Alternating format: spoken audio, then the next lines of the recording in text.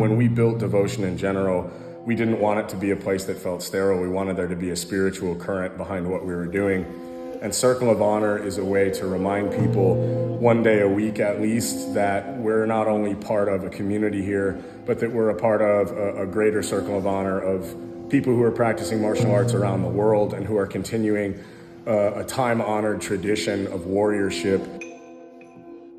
The beginning preparation of Circle of Honor actually has to take place either earlier in the day or earlier in the week. The goal of it is to engage all 5 of the senses. And so the ceremony that we do on Fridays begins with preparing a special incense blend, grinding that by hand, and getting it ready to burn so that when you walk into the temple, you are engaged with a sense of smell. Then we run the hill together. Our hill is not incredibly long, but it does have a pretty steep grade.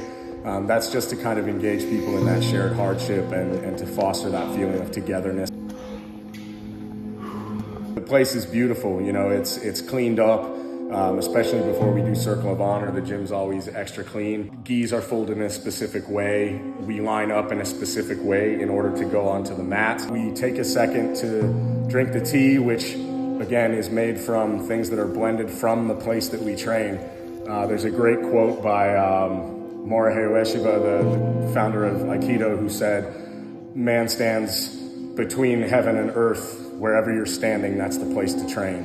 Once we get on the mats, we sit in a circle, again based on rank, and we meditate for between 2 and 5 minutes until whoever the ranking belt decides that it's time to train. And then we signal training is ready by clapping 3 times, which is something that's done in different cultures to sort of establish the space. And then we decide what the Circle of Honor game is for that night. Leif would come in as the active passer with the guy directing it his left.